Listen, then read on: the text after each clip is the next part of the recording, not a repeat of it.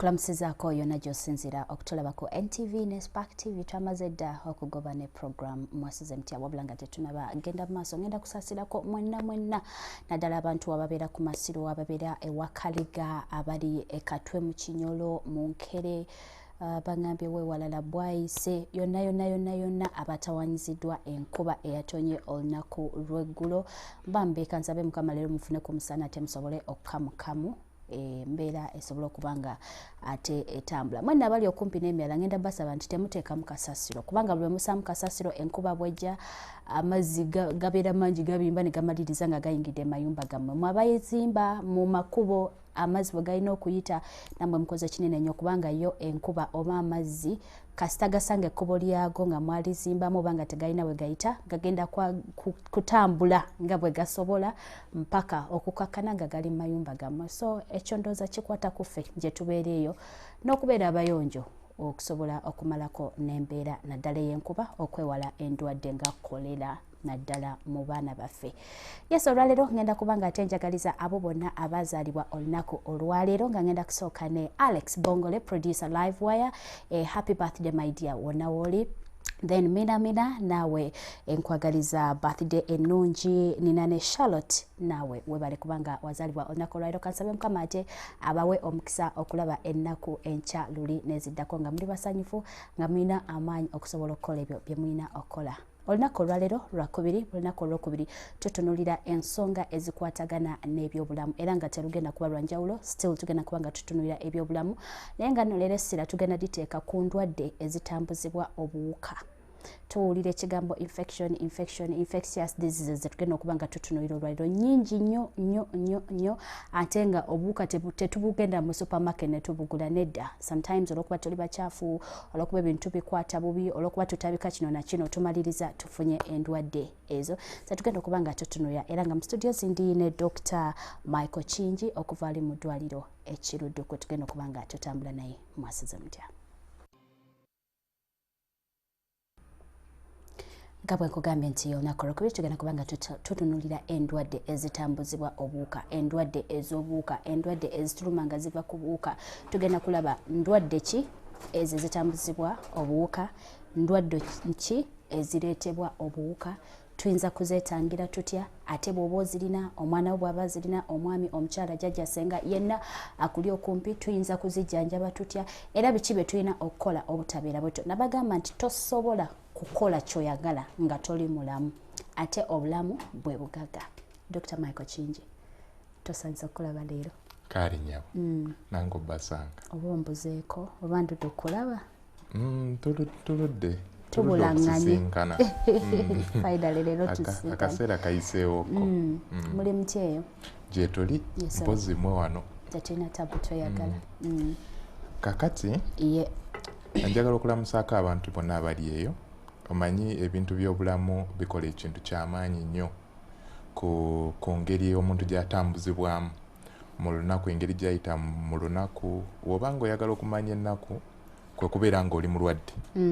Wandiba omulamu n'olwana osobole okubeerawo, naye ate bw'obeera omulwadde n'okulwana amaanyi agalwana obeera tokyagalina. Kati ekyo kireetawo obuzibu bw'amaanyi nnyo. Era njagala okusaasira bonna abalwadde abali eyo nga tusaba Mukama nti asobola obbasuusa ne batereera basobole okuyita mu bulamu bw'ensi eno. Okay, we are glad you're here. Njagala tutunuulire endwadde ezireetebwa oba ezitambuzibwa obuwuka. Bwo obuwuka bwe bulwa kubanga research alaga nti waliwo obuwuka obwetaagisa okubeera mu mubiri obulungi and then waliwo obuwuka obubi. Tuyinza okutandika n'okutegeera era okunyonyoka ensonga y'obuwuka. Oli mutuufu nnyo. Obuwuka bwa mirundi mingi. Waliwo obubeera ku ffe nga woogambye, obulala butambuzibwa wabweru buli wamu kumpi. Era naye endwadde zino mu luzungu ze tuyita infectious diseases. Infectious kitegeeza obuwuka bukuyingira ne buleetamu obulwadde. Kati waliwo obuwuka buno obuleetera ddala obulwadde mu muntu omulamu bwo tebuli mu mubiri. Tubujja walala oba obujja ku muntu omulala omulwadde. Naye nabuno bwennyini obuli ku mubiri busobola okuleeta obulwadde kasita buba nga babuwadde embeera nga busobola okukula. embeera eyo eyinza okuba nga gwe omuntu nga ggwe ofunye ekirwadde ekirala eky'amaanyi ekisobola okusustaininga buli ng'olina ekirwadde mu mubiri ekirala nga kisobola okusustaininga otegeeza ki olwokuba olina ekirwadde ekyo nga kisobozesa ate okufuna obuwuka obulala okubeera mu mubiri kireeta embeera nti buli obuwuka obwandibaddewo nga just buli ku ggwe nga tebulina kye bukukoze ate bukuyingira buyingizi ne butandika okukula kati ate ne buleeta obulwadde kati tutwale nga sukaali engeri gyassa abasirikale bo wansi kitegeeza endwadde endala ezitandirese bulwadde I mean obuwuka obulala butandirese bulwadde busobola okukula mu muntu alina sukaali ate nga mu muntu atalina sukaali buyinza obutakola ki obutakula eyo concept ogitege kati waliwo n'endwadde endala nga mukenenya naye asobola okuleeta obulwadde obulala obutandirese ki bulwadde mu muntu omulala omulamu naye mwono alina that particular disease kyangu okufuna obuwuka obulala nabuno obuwuka obukuliko nabwo ne bukula ne buleeta obulwadde mu muntu atandifunye bulwadde obwo kati walina okubeerawo balance nti buno obuwuka obutuli ku mubiri n'abasirikale baffe bafindinga balance kati kasita abasirikale bakka nga nabuno bukula abasirikale bakka nga obuwuka bufuna amaanyi bufuna amaanyi kwakuba wali bubeera buli captain check okitegeera kati kasita abasirikale bakka kati ekisobola okussa abasirikale esobola okubeera endi embi malnutrition sobola okubeera obulwadde obulala obuleetera akawuka akalala kaŋŋambe nga HIV sobola okubeera obulwadde obulala nga sukaali oba waliwo n'obuli very rare nti wazaalibwa toyina abasirikale bo tebamala kati nga ofuna repeated infections over time every time ofuna infections kati yeyo embeera yeyo theory ya infectious diseases kati then waliwo n'obulwadde osobola okubujja ku muntu omulala omulwadde oba si kyo n'obujja ewalala nga si muntu n'obujjanga mu bisolo by'obeera nabyo n'obujjanga mu insects nga malaria moving through mosquitoes naye from a person ali infected to another one osobola n'ofuna obulwadde kaŋŋambe abantu abanywa amata nga si mafumbe abalya ennyama nga kugamba obulwadde bw'ensolo ate naawe n'okola ki n'obufuna kati kitegeeza obuwuka wabuliridde mu eyo product y'ensolo gye walidde okitegeera kati then engeri y'okutambula nayo ya mugaso okutambula kutya doctor kava kutya kunze ne katuuka kugwa takayina okitegeera nayo ya mugaso kati eyo gye tuyita vehicle oba kaŋŋambe we natambulira nkuwulidde osaasira abantu abakubiddwa enkuba kati obumu butambulira mazzi kati kyovulaba nti mu bifo ebimu osobola okufuna kolera kulwakubanga yavudde ku muntu omuntu obubi ne bugenda mu mazzi amazzi ne gatambula ne gagenda mu kitundu ekirala oli omulala waganywa nafuna obulwadde bwe buti kati obulala ne buva mu mpewo ti omuntu akololedde wano ne butambula omulala n'abukola ki n'abuinhalinga oba si kyo ne ku skin n'afuna infection bwetyo endala contact ng'akawuka ka mukenenya wetaaga contact in some form okitegeera ne body fluids ebola still contact kwegamba vehicle eyo ya mugaso kubanga yeyo engeri gye tusobola okutangiramu engeri gye butambulamu okiraba obutasaasaanira wanene nnyo njagala tutunuulire nti waliwo endwadde ezimu ezijja olw'okuba tuli mu kitundu okugeza nti omuntu ali mu kitundu nsagala gamba oba ekikyafu oba I don't even know how I should explain this naye endwadde ezo zetufuna olw'ekitundu mwe tubeera setting era nga zino infectious diseases zitambulira nnyo mu bitundu ne wotunuulira map yonna ey'ensi yonna ogenda okulaba nga infectious diseases ezisinga ziri mu mawanga gano agaffe agakyakula nga bali abazungu balina ntono ate endala ogenda okulaba nga ezituluma size ezibaluma era awamu oyinza n'otuuka ng'olina omusujja gw'ensiri ne balemwa n'oggusanga kuba bo tebagwina okiraba ate bo ne bajja wano n'endwadde ezaabwe nga naffe wano tetuzikola ki tetuzirina w'otunuulira ekipapula waliwo olupapulo olwafuluma engeri abazungu bano mu nsi zaabwe eyo e Bulaaya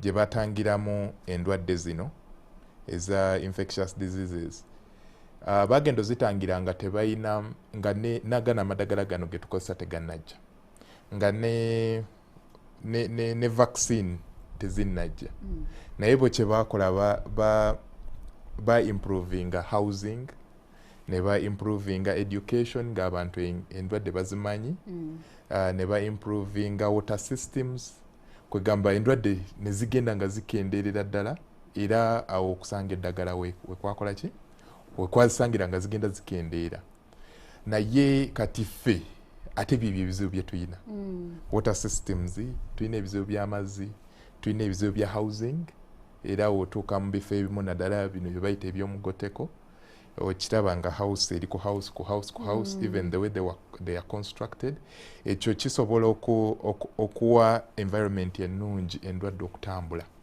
z'amaanyi okitegeera obwavu bungi malnutrition ward za malnutrition zijjudde ogenda wano emulago ogenda mu regions ezo abaana bali malnourished abalala newe bakula still you have the impact okitegeera then ne wabeerawo endwadde endala eza food security because of problems with food then climate change ebyo byonna bisobola okuleeta endwadde ne zibeera nga ziri distributed differently from this region kati wotunuulira endwadde nga malaria kwakubanga mosquito ne surviving awantu awali erito warm kati wogenda nga kaŋambe ekisoro ewali cold malaria ali wansi whereas mu northern Uganda awali erito warm mosquito zino zisurviving ate ali already wagguluko okiraba kati kyovulaba nti distribution cm kati then nosanga factors endala nga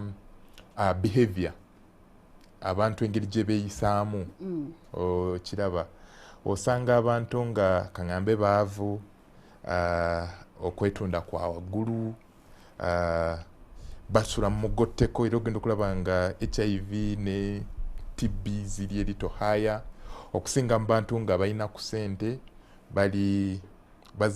siba mu mugotteko ate nga bali empowered bo bennyini bamanyi ki ekyokola ddi naye kati osanga bano abalala nga bo tebali empowered tebali educated it becomes a problem eyo concept nayo gitegedde ekyovulaba nti kati sometimes HIV ali waggulu mu bibuga okusinga mu byalo it can be one of the factors okiraba kati waliwo n'ekizibu ekirala ekya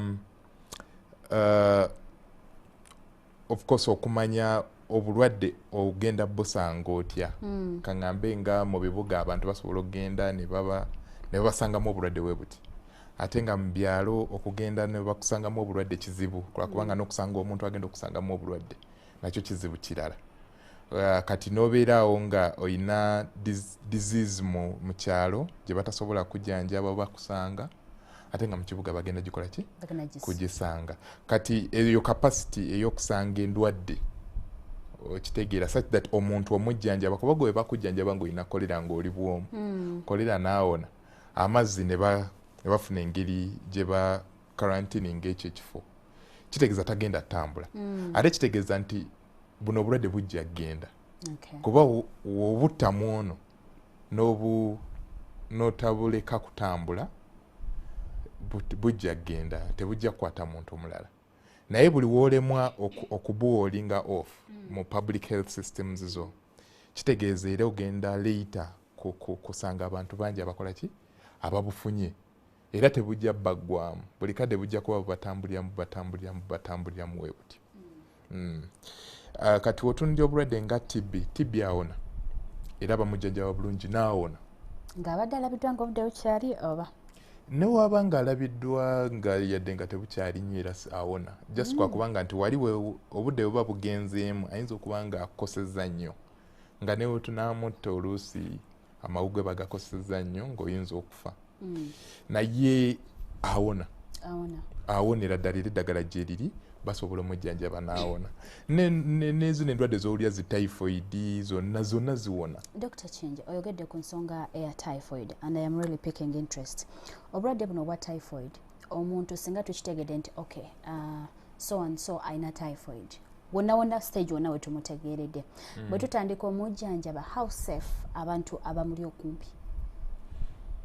Anti kati wosanga omulwadde omu ayina obulwadde bwe butyo kati obeera olina okwasesinga ye yabufunye atya okiraba ayinza okuba nga agenda ku mugga gwe gumu abantu abalala bonna kwe bakola ki kwe bagenda okusena amazzi gakozesa ewaka kale kitegeeza mu eyo community ayinza okuba nga si ye yekka akola ki abulina wayinza okuba nga waliwo abantu abalala babulina naye bo bayinza okuba nga si balwadde nnyo ng'ono oba si kyo nga bo actually abamu balwadde naye nga tebalina ssente zijja mu system kubakwata nti baki balwadde kati abantu bano abalala nabo tebabeera safe lwakubanga balina omuntu omu ayina obulwadde bwa typhoid ate omanyi typhoid ayita mu kamwa ayita mu kamwa kwakuba olina kyolidde n'afulumira mu bubi okiraba kati ono system eyo yonna oteeka okuba nga eyo community omuntu oyo gy'alimu onoonyereza wa omuntu ono we yafunye eki obulwadde obwo wabanga yakajjamu kitegeeza waliwo gye yavudde n'abuleeta mweno community ate oba si kyo wabanga mweno community either amazzi oba ebyokulya gy'abijja oba nga alina ekintu kyeyalidde okitegeera kati olina okimanya wa gye kiva n'ogenda ku source wa gye byavudde n'olyoka okola kye tuyita control side eyo. Abatunuulira obuwuka buno obuleeta endwadde Dr. Kingi bulina categories kubanga bw'oba otunuulira research ekulaga waliwo ze twandiyise oba food ndowooza emmere oba waterborne categories zino tuzitegeera tutya? Yes, zirimu types era nga tuyina ze tuyita bacteria tuyina ze tuyita viruses ne tuyina ze tuyita fungus then protozoa. Bino ebigambo just bya luzungu era nga kimanyi abantu bonna abatulaba eyo waliwo be bagambye balina bacterial infection. Anti tebatugamba kati ziri protozoa oba ani tebabitugamba bagamba olina infection olina bacterial infections zene simanyi oba nina protozoa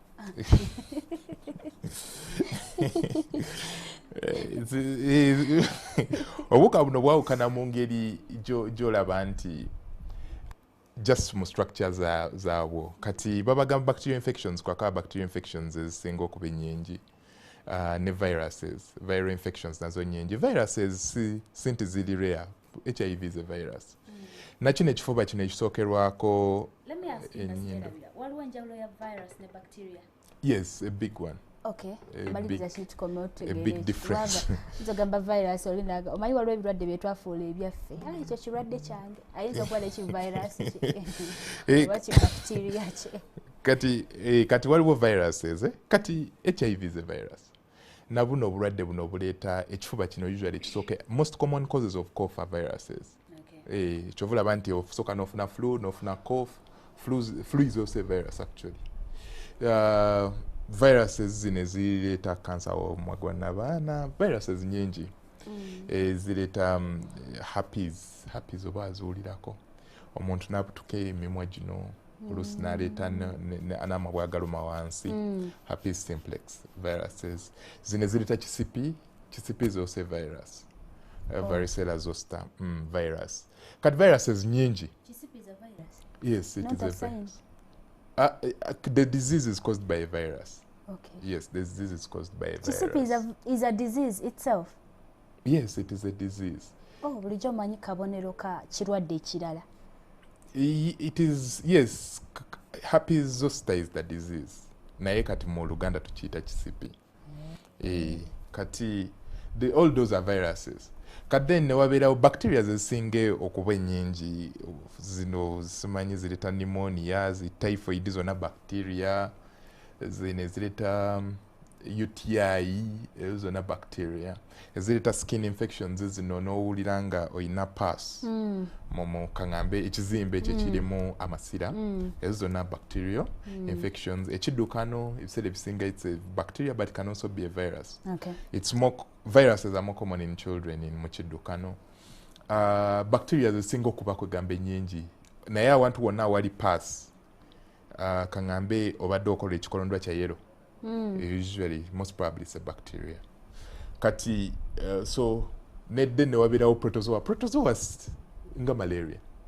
Malaria is a protozoa. Okiraba. Kati waliwo n'endala nga zi hookworms, eziworms zonna zi protozoa. Abantu abafuna bilharzia ababeera ku nnyanja. Ndowooza wabadde ombooza ku distribution. Kati abantu ababeera ku nnyanja bafuna ekyo ekirwadde ekibazimbye olubuto bilharzia. Okitegeera naye kizibu kya kugenda mu mazzi ate ng'abantu abalala balwadde bagafukamu. Okitegeera mulimu snails mu life cycle neyita mu snail ne kafuluma mu mazzi kati gwogalinyamu ne kayingira skin. Okitegeera kivulaba nti it is very difficult to control it at the lake. Obeera olina okwenshuwaringa hygiene abantu tebagenda mu mazzi ne bafukamu kubanga ate mwe bajja ki amazzi agokozesa mwe bagenda ne bavuba. Kuba because bilharzia you don't need to take the water, you just need to step in it. As long as you step in it, it will enter through the skin. Yes, it can enter through the skin. So kugamba endwadde nkati ngwabwezityo kati biri ebintu classifying these organisms oba obuwuka buno ku ngeri how special they are. Kwakuba ne treatments zikyuka. The way you treat a bacteria is not the way you treat a virus. And the way you treat a virus is not the way you treat a protozoa. Okitegeera kadde ne wabeerawo ne fungal infections. Fungus ziri common. Bino ze bayita olumu is a fungus. Ate abasajja babeera nnyo nalwo anti terubaluma terubagaana kwebaka. So sibetayo nenga n'abakyala abamu babeera nalwo. Kati kale abaami babeera n'olumu kadde n'abakyala ne babeera ne candida. Candida is also a fungus. Candida is a fungus. Kati ne obeera ne waliwo eno gundi ekula koko migaate olwo ng'omugaati gugenda gwononeka. It's also a fungus. Kitegeera eyo no fungus woogirya esobola okuleeta kansa w'ekibumba. Naye osobola ogirya. Basobola ogirya kubanga munange omugaati gwabadde yaguguze. Tayagala kola loss. Naye olwo oluntu oluba lubeera lukulidde is also a fungus and it can cause liver cancer. Aspergillus. So then ne wabeerawo n'endwadde endala nnyingi. Endwadde endala empitirivu nnyo nga woogambye kwakubanga obuwuka obumu buleeta cancer, buleeta endwadde mu bantu abali immunocompromised, abaserikale nga basse wansi. Funguses ezimu nga cryptococcus ezireeta mulalama. Bamuyita mulalama? Obulwadde obw'okwesika. Meningitis, yes, meningitis, yes. Meningitis. Kati endwadde empitirivu nnyo. Kati classification yeyo ya mugaso in that newoja nga omusawo alina okukulaba, alina okumanya what is the problem here. Ng'olina infection weight. Kwakubanga egenda guidinga the treatment. Alright. Bwenkomawo njagala twogere ku nsonga ya measles. Measles ye agwawa. Kati then waliwo n'obulwadde obulala buno bwa hepatitis. Ennaku zino tetukyagamba nti no oba gundi yalwadde n'afa n'akawuka akaleeta obulwadde bwa mukenenya. Ennaku zino ekitwanguyira kati okwangu okwogera hepatitis B. Alright, twogera ku nsonga ey'ebyobulamu olunaku olwali lwakubiri era nga leero essira tulitadde ku ndwadde ezireetebwa obuwuka. Tutegedde nti obuwuka bulina categories ziri 3 namba nga Dr. Kingi bw'annyonnyodde. Tugenda ku mulamu bwe tunakoma tugenda kuba era nga tutandikirawo tavaawo.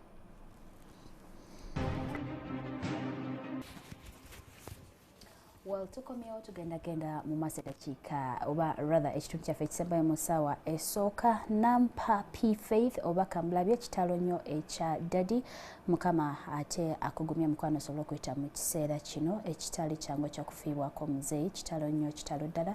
Mukama bagumye n'ab'ennyumba ya muzeeyi musobola ate okumalako nakyo.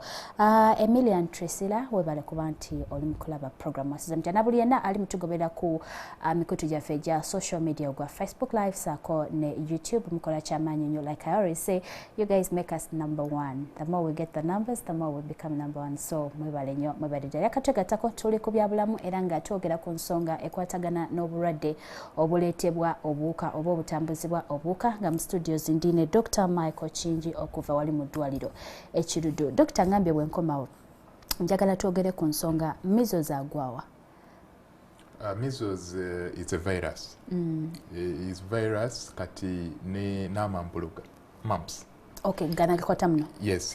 That one is also a virus ne rubella. Rubella ezo na viruses. Rubella eche. Rubella bulwadde buliawo busobola okukwata omuntu. Bwa virus nabwo busobola okukwata naddala omukyala ali olubuto. Its biggest impact eri mukyala nga ali lubuto kwa kubanga osobola okuzaala omwana ayina cataract. Cataract oba okimanyi ekintu ekyeru ku maaso. Dokita, lindako bwe tutuukireyo tugenze wala. Obulwadde buno bweyoleka butya lwaki nkubuuza nti ekigambo kyo kyennyini sikitegeera ekyoluzungu. Rubella. Kakati bw'oba bukuta omuntu bulaga mutegeera nti ebisinga ofunamu akasujja katini oba oluusi ne karash akatini. Yes, gwe ng'omukulu kwa kubanga si bw'amaanyi nnyo eri omuntu omukulu. Naye impact eri ku mwana. Ogambye omuzaala jana kiri ekintu ekyero ekibeera ku maaso. Ekintu ekyero ekibeera ku maaso oluusi abeera tawulira. Impact ebeera y'amaanyi kwa kubanga osobola okuzaala omwana ali disabled. Yes, ate ekyo tekibeera kirungi. Kati njagala mpisewo kano onemekerabira kubanga omuntu oba oli awo ayinza okwagala okimanya nga bw'ogambye nti obulwadde obwo oyinza okuzaala omwana nga tawulira. Bebi wange nina kumanya ddi nti awulira oba tawulira? At what age gye tuyinza okwanguyira ennyo nga tekinaba kusajjuka? That question is a little complex. Naye kisinziira kwa kubanga omwana obeera omulaba. Omwana atuuka ekiseera nga omuyita asobola okukyuka. Obeera oyogera naye gwe nga maama we. But sisobola kuwa timeline nti at this age wabanga osobola okumanya nti tawulira. Of course until it is really obvious nti omwana newe omuyita abeera tawulira. Today ku nsonga ya hepatitis. Naye nkimanyi nti alimu ebika. Hepatitis zonna za viruses. All of them are viruses. And waliwo ze tujjanjaba, waliwo ze tutajjanjaba, waliwo ze bagema, waliwo ze batagema. Buli kyowulira nti kino bakigema, that is most probably an infectious disease. Kwe kugema kwa kubanga okugema tugema infectious diseases. Okitegeera. Kati hepatitis wowulira nti cancer w'omumwa gwa n'abaana ezo zonna bagema viruses. Okitegeera. Kati bagema hepatitis B mainly. It is a virus ne HPV yaleeta cancer w'omumwa gwa n'abaana. Oyo HPV naye bamugema naddala mu baana abawala abato. Ate ze bayita vector-borne diseases zitya ezo era nzifuna ntya? Vector-borne kitegeeza waliwo usually an insect esobola okutambuza obulwadde okuva ku muntu omulala okubuza ku mulala. There is usually no direct transfer. Tekiva directly from me naye nga waliwo kangambe nga malaria ensiri erina okuluma oli omulwadde nemujjamu parasite neruma oli omulamu nemuwa parasites ezo. Kati vectors zino obeera olina zicontrollinga okutangira obulwadde buno kola ki okutambula. Waliwo ne examples endala nga yellow fever nayo mosquito. Ne wabeerawo sleeping sickness, trypanosomiasis, ne wabeerawo naziri endala ziri little complex leishmaniasis. Zonna zisobola okutambulira mu ki kati vehicle wano wakati emotoka gye naggambye obulwadde bumwe butambulira is usually an insect in between there. Kati zezo ze tuyita vector-borne diseases. The vector is ye insect yeyo okitegeere. Kati waterborne kitegeeza zitambulira mu mazzi. Water. Kati foodborne mu mmere. Airborne mu mpewo. Kati ebigambo tebiri so complex.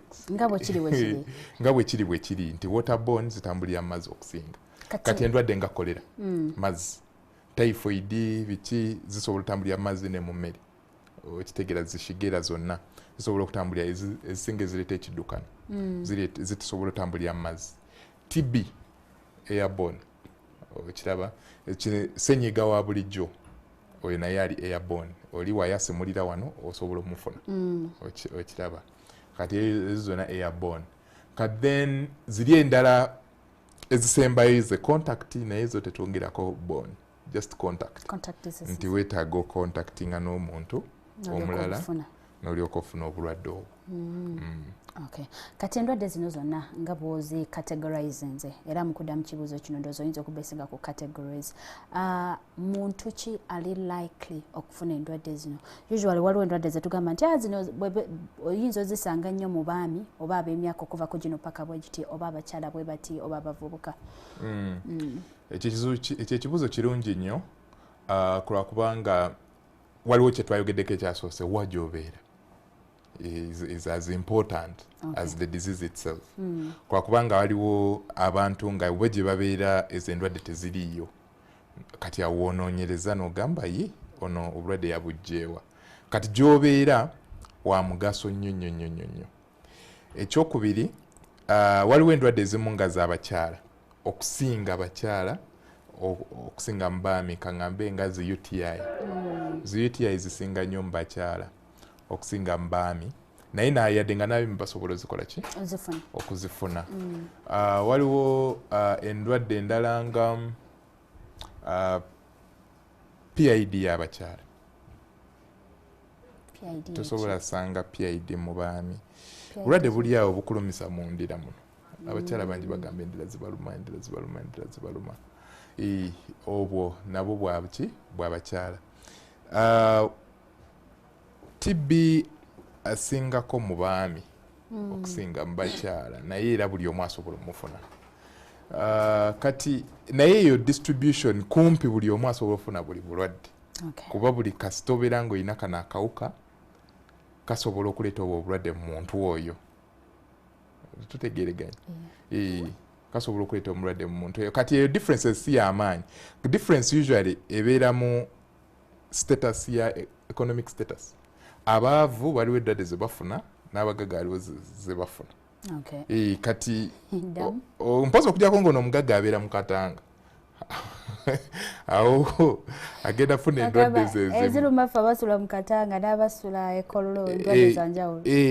Gwe wali owuliddeyo kolera emuyenga ene emuyenga esobola okubeera ng'erina nayo geto yaayo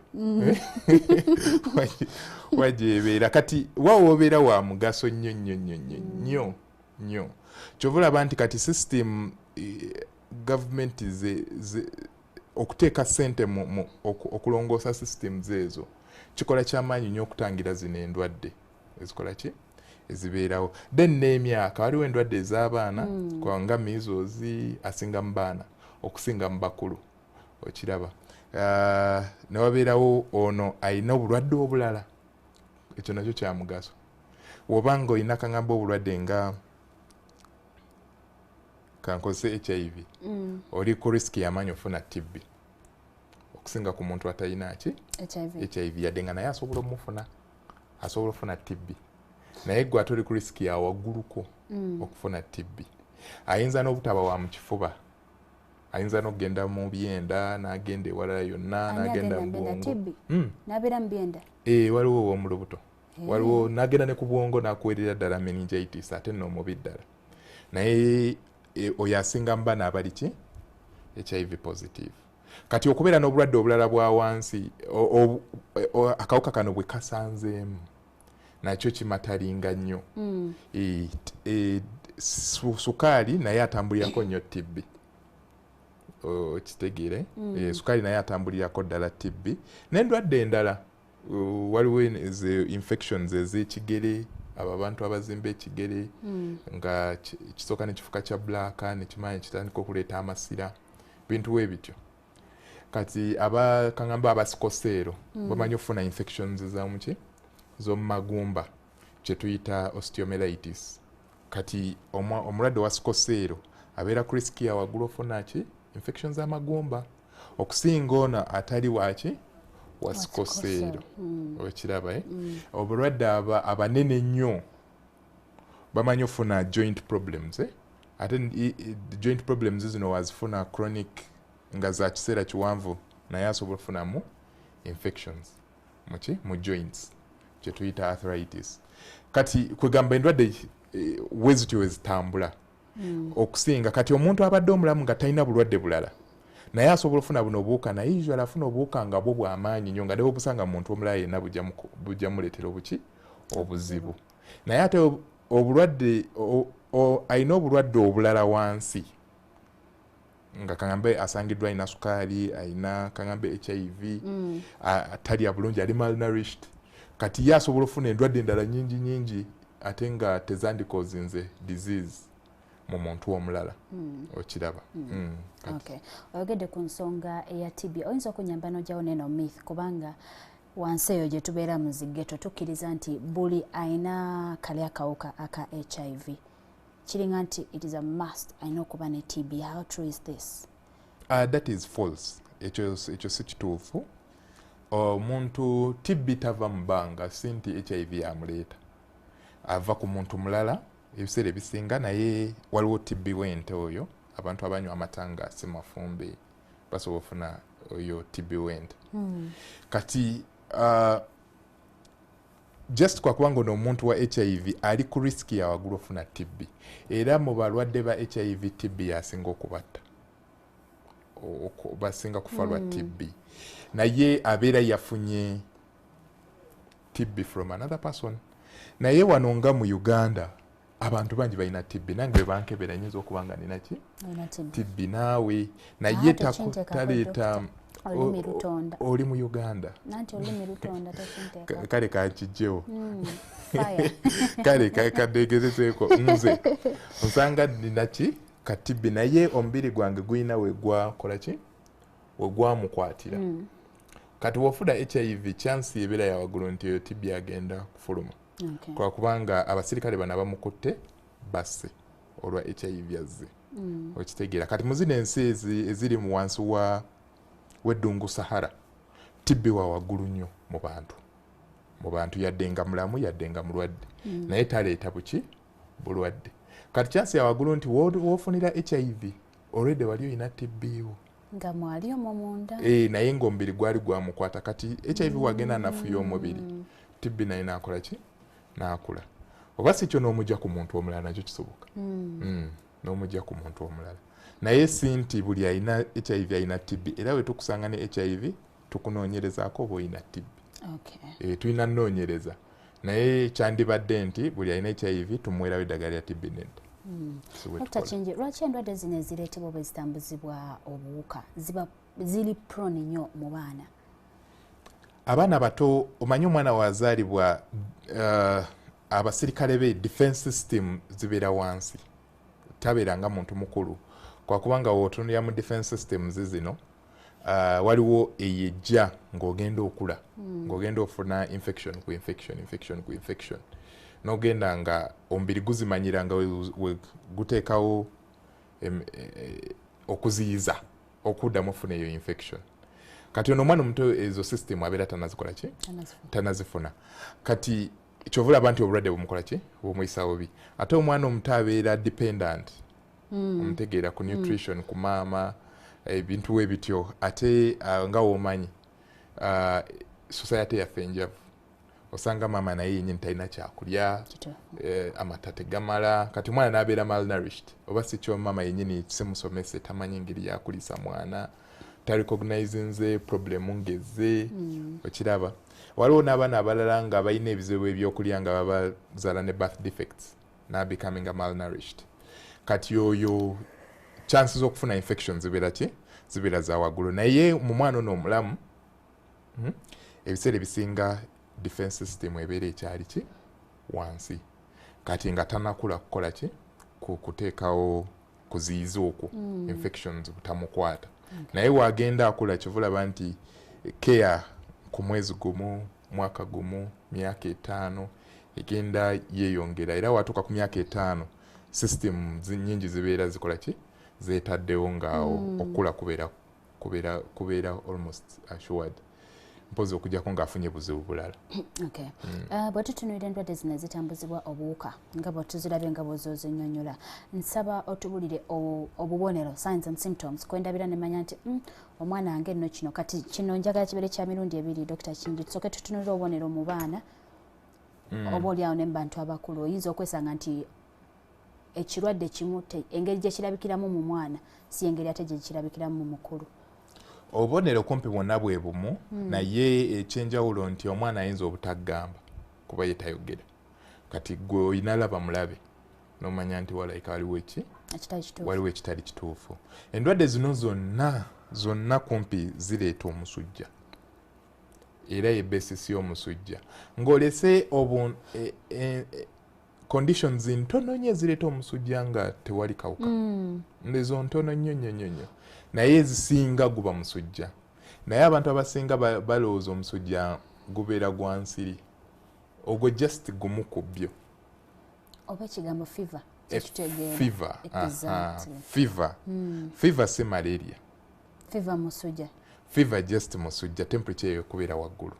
Oba okwewulira oluusi tebeera waggulu, oluusi ebeera wansi. Nga weewulira onnyogoga nnyo, oyagala kwebikka, okankana. Naye sigala eba kyali fever. That is still fever. Yadde nga temperature teri waggulu. Okitegeera. Oluusi temperature esobola okubeera normal naye nga gw'ogiwulira munda. Kyova olaba nti abantu abamu obabuuza olina omusujja, naye seewulira nga njoki. Naye ng'ate yeebikka olunaku lulamba ayagala kubeera mu blanketi kwako awulira obunnyogovu. Ogwo still gubeera musujja, era muli obeera oguwulira nti guno omulayiga musujja. Era temperature bw'ebeera waggulu ng'olina omusujja, kibeera kyanjawulo gw'okubeera awantu nga wookya. Ng'okangamba otaddeko esweta, oli mulamu naye otaddeko esweta owulira ebbugumu. Kitegeera engeri gy'owulira munda yanjawulo. Kati infectious diseases zino zonna ezisinga zireeta omusujja. Mpozi okugyako ezimu ezitali z'amaanyi ze zireeta olusujja olutinitini, naye era nalwo olusi lubeeramu. Kati zino ez'ebbanga eppanvu nga TB zimanyi okuleeta omusujja ogw'olweggulu. Ng'emisana omuntu azuuka ali bulungi naye olweggulo n'afuna oluki? Bw'aba n'omukazi tuba tulowooza oba yafunye olusujja. Kale n'olubuto zuwuliramu otusujjasujja naye tubeera twakumakya. tubeera twakumakya ogattako n'ebirala. Kati naye ezisinga zireeta omusujja gwa waggulu. Kati nga malaria asobola okuleeta omusujja guno ogugenda nga gwambuka ne gumala ne gugwa, ne gwambuka ne gugwa. Okitegeera malaria asobola actually gwe omusujja type gwereeta. Yo typhoid nakuwa omusujja nga gugenda gweyongera tegukkira ddala. Oyo typhoid. Typhoid asobola okuwa ogwo omusujja we gutyo. Actually gwe omusujja gwasinga okuwa. Endwadde zino endala nga measles ne zikuwa omusujja nga gwa waggulu nnyo. Omwana ng'ayokya nnyo, amaaso ne gafuka mamyufu, n'afuna amabwa mu kamwa. Kati rash usually ejja liita. Kwa kubanga omuntu afuna measles wano, rash abantu kwe balabira. Usually ejja nga wayiseewo ennaku nga 5.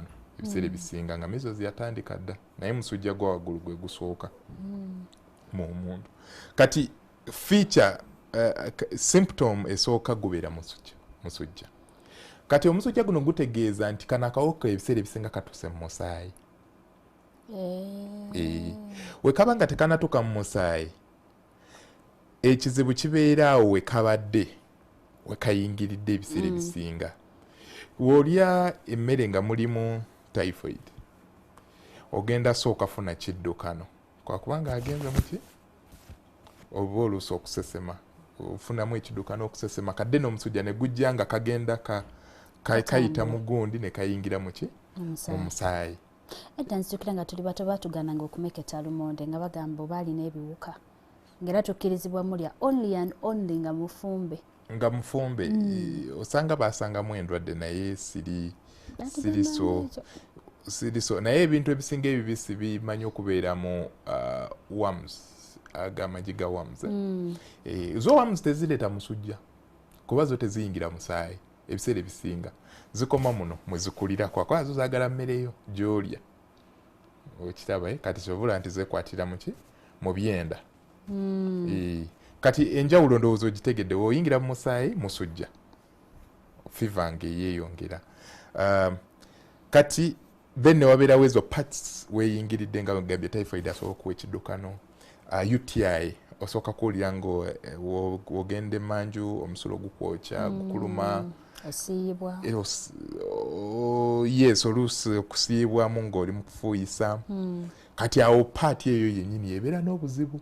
Kati then akawuka ne kagenda nga keeyongera ne kakola ki? Era n'abaana bafuna pneumonia atandika na kifuba. Talina musujja azanya bulungi. Naye n'asooka afuna ekifuba ng'akolola.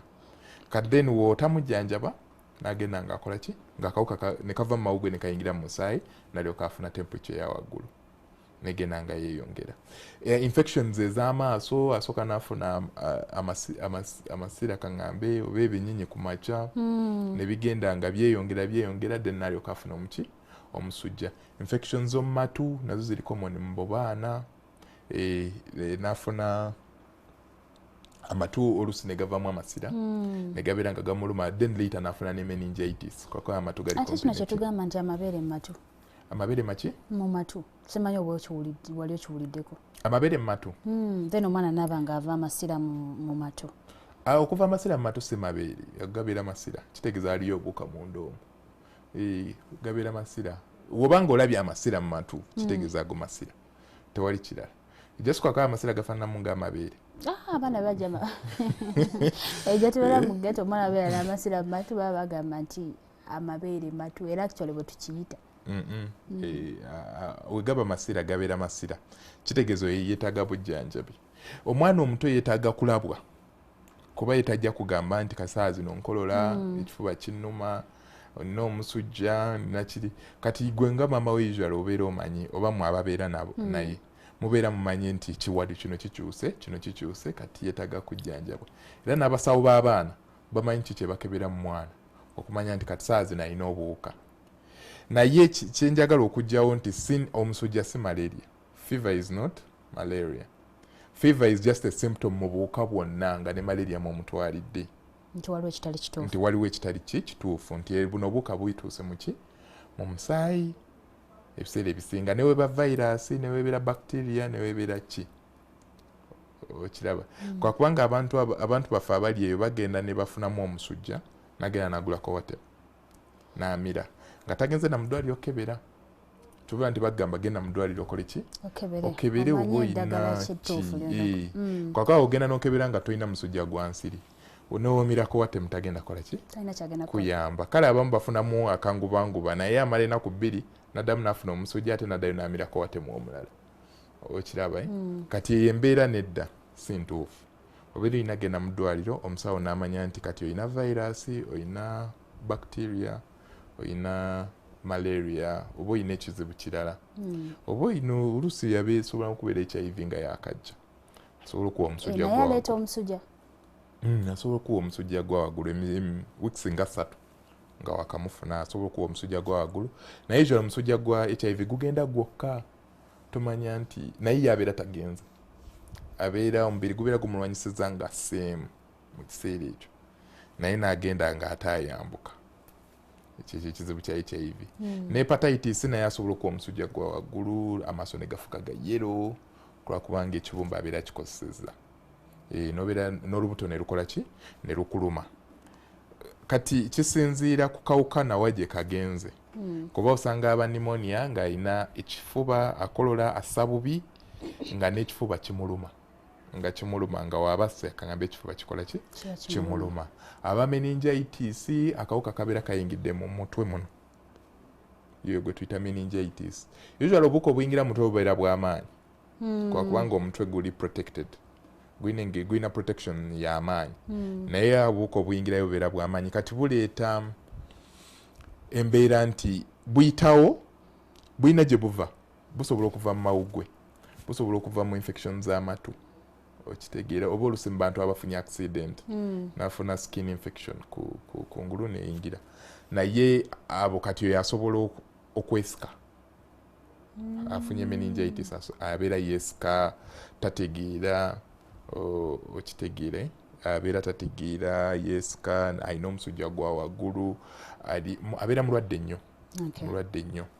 oyogedde ku kigambo ekyokwesika n'obaako obulwadde bwonzijukiza obulwadde obw'ensimbu obwo nabwo buleeterebwa kawuka oba obulwadde obw'ensimbu busobola okuleetebwa ekintu kyonna naye ebiseera ebisinga tetumanyi kiki ebuleeta ebiseera ebisinga naye omwana afunye kaŋŋambe meningitis omubi ennyo asobola okugenda mu maaso ate n'afuna obulwadde bw'ensimbu okitegeera nga yali talina nsimbu before n'afuna meningitis omubi kaŋŋambe abadde ava maybe ku TB abadde ava ku kintu kirala ye ne tumujjanjaba naye zino complications za buno obulwadde bwafunye ne zisigalawo kati nebeera nga complication y'obulwadde siti obulwadde bukyaliwo bo tubujjanjabye era bwawona naye n'agenda mu maaso n'afuna ensimbu abalala n'atuuka ekiseera n'abafunye omusujja gw'ensiri omusujja gw'ensiri ne gumugenda ku bwongo tobawuliranga kaabo naye n'agwa eddalu ye yennyini eyo nebeera long term complications si nti obulwadde bukyaliwo obulwadde babujjanjaba ne buvaawo naye complication ejjirako zisobola okujjirako n'obeera nga ate obulwadde obuze tetusobola bujjanjaba tusobola bucontrolinga bucontrolings kati kaŋŋambe ng'ensimbu ne tukuwa eddagala erikendeza okwesika naye ng'ogenda dibeerako ekiseera kiwanvu ddala kyova olaba nti kya mugaso nnyo okutangira zino endwadde kya mugaso ddala kwakubanga ng'oggyeko ezo complications zireeta sente nyingi nnyo okujjanjabwa kwakubanga nyingi endwadde z'omumpitirivu era wootunuulira bajeti ya gavumenti esinga egenda ku ndwadde zino n'abantu bennyini sente ze bajja mu nsawo nazo ezisinga zigenda era abantu bagenda okulaba omusawo lwa kiddukano lwa kolola lwa fulu lwa kizimba bintu we bityo kati sente nyingi ezigenderako kati financial implication yene ejjirako ebeera y'amaanyi. Alright, tulaba twogera ku ndwadde ezireetebwa obuwuka oba ezitambuzibwa obuwuka ng'endwadde tulabye mpitirivu nnyo tulabye measles tulabye malaria tulabye hepatitis bingi nnyo nga Dr. Bwazza byogereko bwe tukoma omusawo yaffe eyokubiri olina omukisa okuba essimu okubuuza Dr. Kingi ekibuuzo kyonna kyoyagala okumanya ku ebyo bye twogeddeko oba ekyo kye tutannaba kwogerako tumulamu tukomawo tovaawo. Okay, tukomyewo mu kitundu kyaffe ekyokubiri era yessaawa egenda okuba nga esembayo twogera ku nsonga ekwatagana obuwuka n'engeri gye butambuzibwamu. Kakati mu kisaawa eno ey'okubiri tugenda kuba tutunuulira byonna tubirabye obulwadde obuwuka engeri gye tubufunamu engeri gye butambuzibwamu ensonga zonna Dr. Kingi aziwadde. Kakati tugenda kuba tutunuulira treatment oba enzijanjaba y'obuwuka buno obw'enjawulo mu mibiri gyaffe. Yes, Dr. Kingi. Bonna tubufunye, tubulabye, tubutegedde naye nga tetunalaba treatment. Waliwo ennaku zino ekigambo kyempulira ennyo ekya acne. In fact, omulundi gumu nali neebuuza oba nsi, it's a name of a country, you know. Acne zino ziva ku ki? Bwe tugenda ku nsonga ey'ensusu. Nako kawuka? Busobola okuba obuwuka naye ebiseera ebimu si buwuka. Due to ekizireeta okusinga usually zijja tukula kizibu okusanga omwana w'emyaka 5 nga alina acne kati naye awo mu adolescence nga hormones zikyuka usually kye kikyusa skin naddala mu basajja kubanga hormones abasajja zisinga okuleeta eyo skin okubeerawo etyo naye obuwuka nabwo busobola otwala advantage ne bukozinga ne buleeta obuzimba obwo embalabe ne zireetamu amasira kiraba naye fat mungi mu face kubona fat yayambako buno obuwuka actually ate obuwuka fat yali ku skin ate obuwuka obwandibaddeko naye kati wano mu imbalance wano actually si imbalance hormones nga zeeyongedde zino ez'okukula usually zezireeta eyo acne okubeera nga w'amaanyi ne mu bakyala balina hormones abasajja entonotono ziri in low levels era nazo ziri bagisizaako kyokuleeta acne ziri implicated. Is there a difference ku pimples ne acne? It is the whole thing. It is the whole thing. Yes. Ate zebandise pimples. Ate ebisente? Ebisente is a fungal infection. It is a fungus. yekuliraawo nekola ekyo ekintu kya round. That is a fungus. Omanyi bwe tukiyita batubeera eri mu ghetto era bw'oba n'ekisende tumanya maama wo ali lubuto. Imagine at that age. At that age netulowooza maama wo ali lubuto. That is a fungal infection. It is a fungus and it is easily treated. Akino naagwawa waliwo kyotaŋŋambyeko tulina ze tuyita local infections. Local infections ze acne era kumpi wabanga aleeteddwa obuwuka. It is a local infection. Infection ebeera mu kitundu ekyo kyennyini obuwuka we buli. Ebeera tenatuuka mu musaayi kozinga kye tuyita systemic infection. Kati local infections osobola okubeera n'akazimba akalimu naddala akalimu amasira. Usually it is due to a bacteria. A growings in that what? Muka abscess ako. Muka zimba ako. Okuleetaga amasira. Waliwo ne local infections endala nga abantu abafuna ebbwa ne ligenda nga lyeyongera. We liba nga sirya cancer, sometimes it is an infection of the skin. Other local infections obeeramu ne senyega. Usually it's just infection inside the nose. Abalala balina infection mu kangamba amasira gava mu matu naye nga tanafuna musujja. That is a local infection of the ear. Kati esobola okubeera anywhere, just obuuka waawe buli. Abalala bafuna conjunctivitis, infection y'eriiso lino. Nga mwe muva musobola okubamu ebinyinyi, amasira gennyini gavaamu, oluusi eriiso ne lifuuka limyufu ddala, very red. Okay. Kakati Dr. byonna tubitegedde obuuka engeri gye butambuzibwamu gye tubujja obw'enjawulo nga bwe buli emyaka gye bukwatiramu basajja baami oba baana. Njagala tutunuulire kati treatment y'obuwuka buno. Enzijjanjaba eno yeetaaga okuba nga omuntu ategedde ki ekikuluma.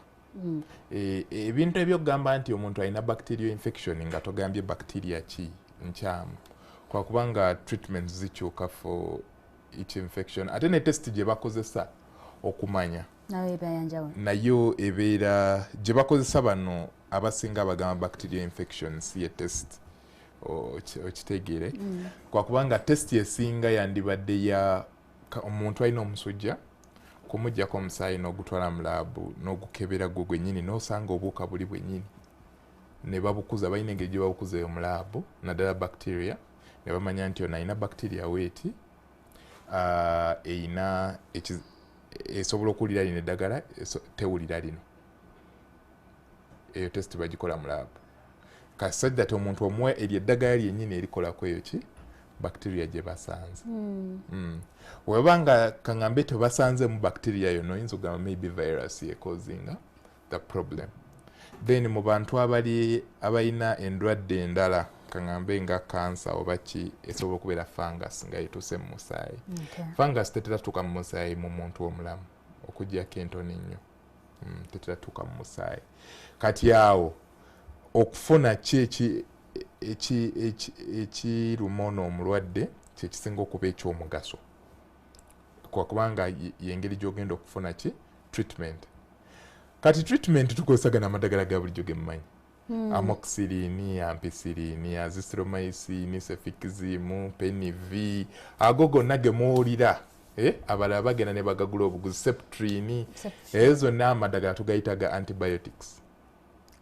Era nga gonna gakola ayina obuvudde ku bacteria tuba tunoonya antibiotics. Antibiotics lyeddagala erijjanjaba bacterial infection. Kati kitegeeza obanga olina virus metro naye aguwomu ne metro gundi nayo antibiotic gonna ago gonna agasinga gemugula. Kati wobanga omuntu alina virus omu antibiotic tejja kukola. Antibiotic ekola ku bacteria. Omuntu wabanga alina virus kaŋŋambe viral infection ensinga yene ya senyega. Omuntu alina senyega olyo ow'oluzi oyo omungi ennyo. Oyo kati tetumwa amoxicillin. Oyo omuwa amoxicillin n'omuwa azithromycin n'omuwa biki tebijja kukola. Kwakubanga that is a virus. Okiraba? Kati awo omuntu abeera akulimbyemu eddagala libeera terijja kuyamba. Kati ate wabeera ne fungus nga ogambye ekisente tosobola muwa ate za amoxicillin ate tosobola namuwa antiviral ne antiviral gye ziri eza virus then wabeerawo ne antifango eza fungus nga kaŋŋambe ekisente oba oluwumu kati nayo tumuwa ddagala lirye antifango otegedde engeri gye tukolamu eddagala kati neddagala erisinga lye mumanyi lye muyina erisinga li antibiotics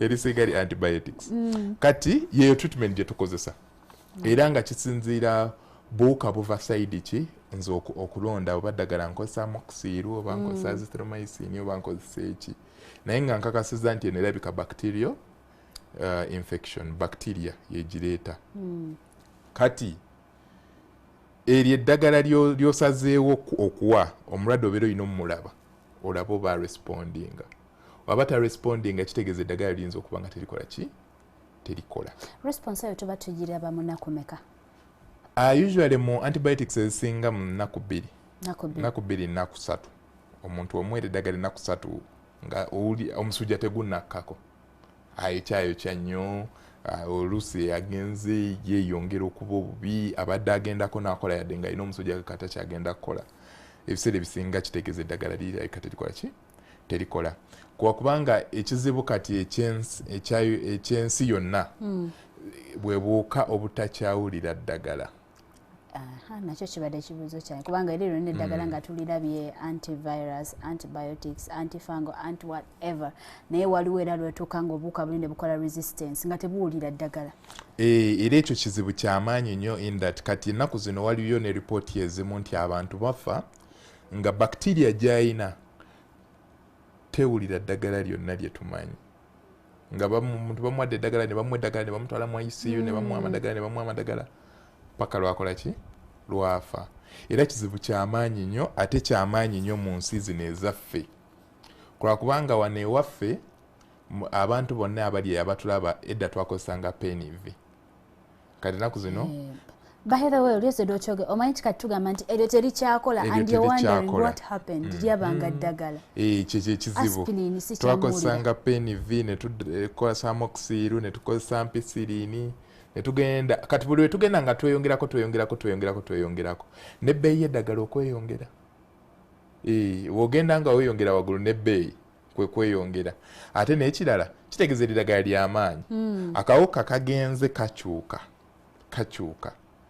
kati ekizibu ekisinga okuleeta ekizibu ekyo be bantu ogenda wali kubanga talina sente ziraba musawo oba si kyo yitayagala bwagazi n'agenda wali n'agulayo peniviwe kati abantu bangi bamukozesa ate ebiseera ebisinga bafuna doozi bafunayo empeke 2 oba mpeke emu oba olusi mpeke 3 n'azimira mu doozi eya wansi kati kali akawuka kawaako doozi tokatta eya wansi kabeeramu ate ne kakyuka bukyusi ne kabeera nga ate eddagala tekakyakola ki naye singa ono akawa doozi eya waggulu konna akakola ki akatta ne kaggwamu kati resistance eno chance y'okufuna resistance ntono okiraba kati obuuka obutakyawulira ddagala kyova olaba ntitugenda tukyuka oli n'agamba nze ekifuba kyange njagala azithromycin oli ekifuba kye njagala cefixime kubanga amanyi ku madagala oli n'agamba nze njagala gundi kugamba amadagala n'abantu bakola ki bagamanyi naye kye batamanyi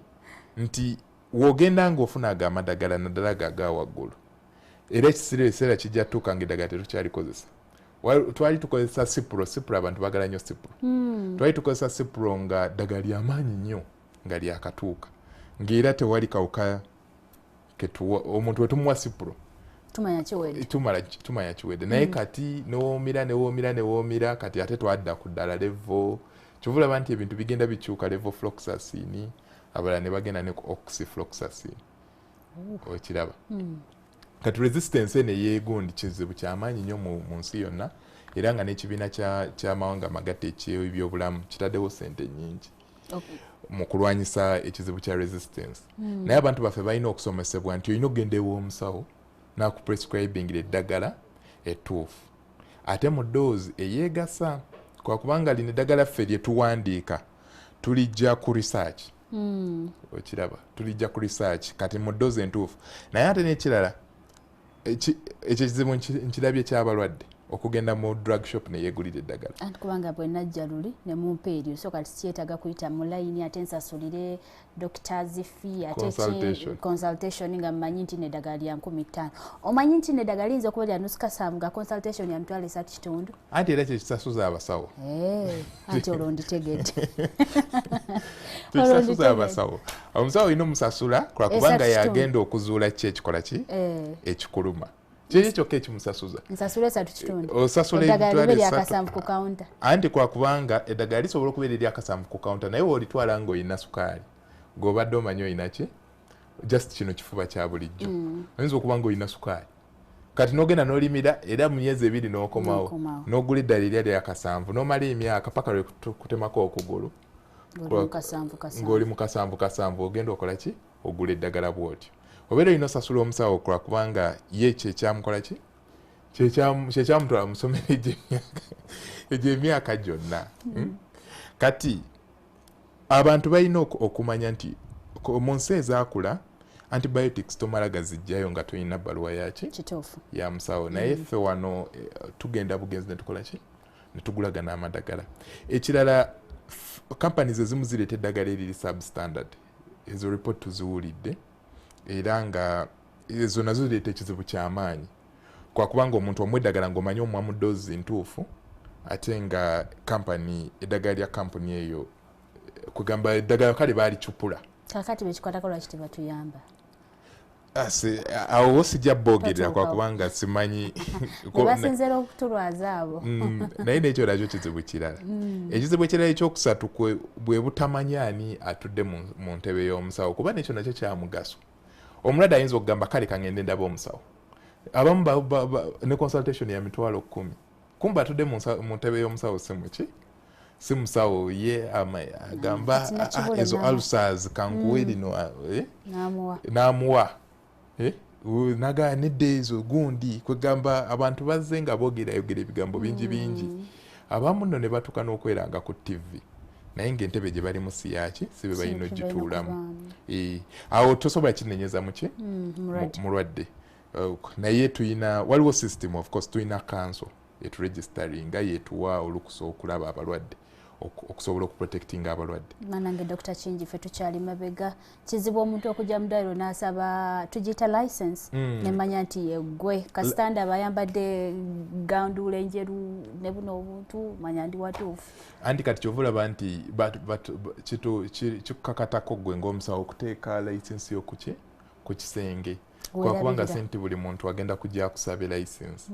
Omuntu alina okugimanya naye naawe olina okumanya nti yeno license entuufu. Kati nakibuula enzaali eno ngenda kumanya ddi nti olupapula olweru ndaba oddala lwe lutuufu. Kati abantu beetaaga kusomesebwa. Awo ngenda kusaba aba NDH bakwatako oba ibeera Ministry of Health ddala nga Ministry of Health. Your Ministry of Health yonna. Yeah, I think I can use this chance ogamba Ministry of Health nayo etuyambe ndoza once in a while muyitayo mwabo abantu ate by the way baleme nagamba nti bayita mbuno obulwaliro obutine nagamba ne nagamba glass agalabika obulungi. They have a lot of drama monday. Yes.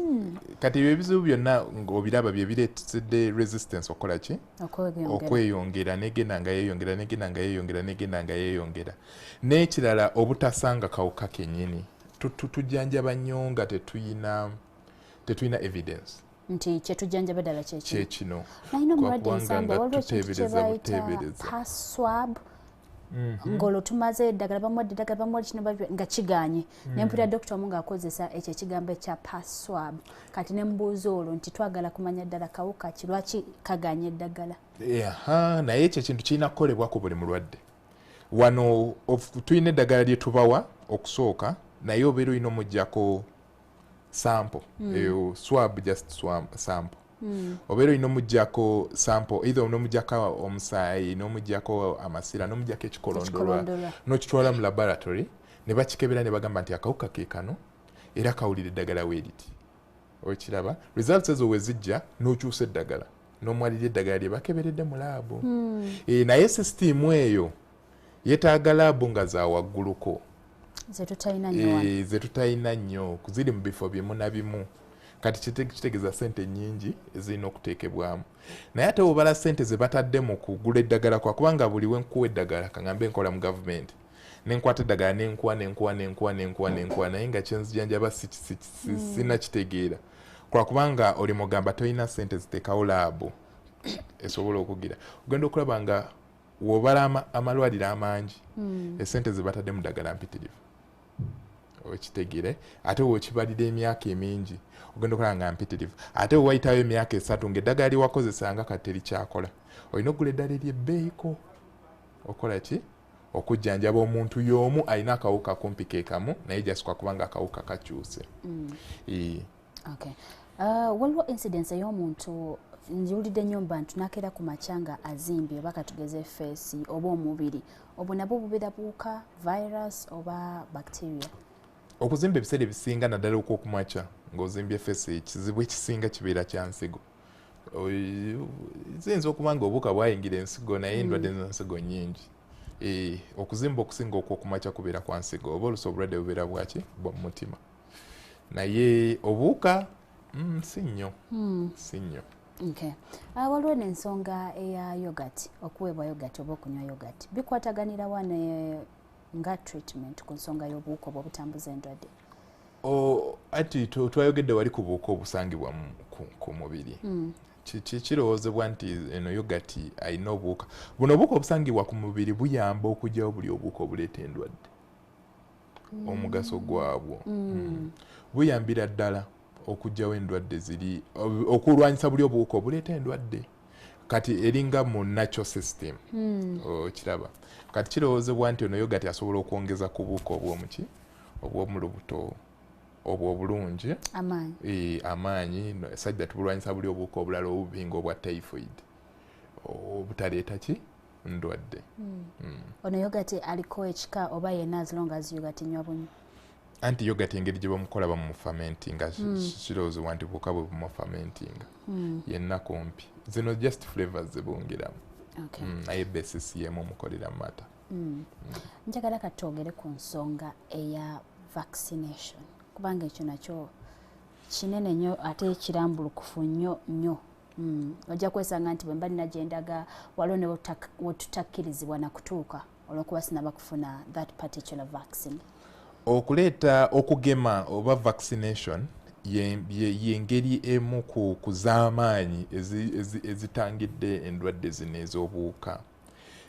Y'amaanyi nnyo naye n'ebirala bigigenderako era nga olaba waliwo abakulembeze nga walaba Ssaabasajja Kabaka ng'agema abaana nga akubiriza abantu okugenda okugema abaana ne vaccines ezimu tuziwa abantu abakulu naye vaccine zino zikola mu ngeri nti bakuwa akawuka oba pati y'akawuka such that omubiri gwo gusobola okuleeta okutangira eri akakawuka kati wofuna akawuka akaddala kasangawo already defense tukitegedde kati yeyo theory eri emabega za vaccine kati vaccine zino ezimu bazikuwa omulundi gumu nobeerawo obulamu bwo bwonna endala zirina expiring olina okuddayo ne baddamu ne bakugema. Okugema okw'omudiringanwa baziyita booster doses. Bakuwa dose esooka ne balowooza nti maybe defense gy'otaddewo temala ne bakuwa ey'okubiri defense neyeeyongera ne bakuwa ey'okusatu defense neyeeyongerera ddala sajja n'obeera mugeme mu kiseera ekyo. Kubeera nga kutangira nga tonnafuna kubanga tutangira emirundi esatu.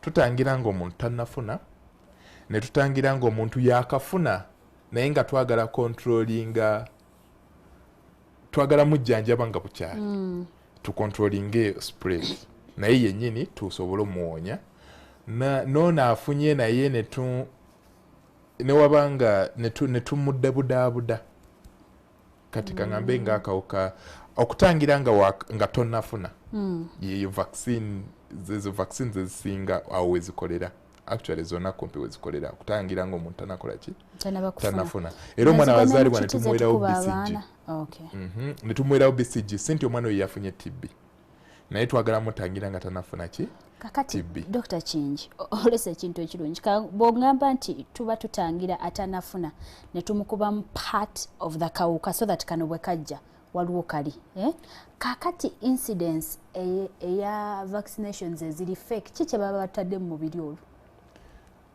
vaccines ezo ziri fake obuzibu tetufunye ripooti naye tuzirabye kampuni zivuddeyo bayirayo nezeetonda anti kati tukwakana twetaaga ripooti ne tumanya nti vaccine eyo kino kyekitaalimu oba kino kyekyali ekizibu kyayo batukuba mazzi just siyinza kumanya nti tubeera tulina okufuna ripooti neeraga nti vaccine eno kino kyekitaalimu kino kyekyalimu kulwakubanga kya mugaso ddala okufuna ripooti otherwise tosobola gamba nti vaccine eri fake on what basis okiraba kati bino ebitongole bino ebijjayo nti vaccine eri fake bye birina otuwa ripooti neeraga nti vaccine eno kino kyekitaalimu naye ekizibu kino omanyi tulina ebizibu bya ripooti tulina ebizibu bya ripooti kati awo naye wali vaccine babeera bagikolako research ne bamanya nti eri safe mu bantu ate ekola ekyo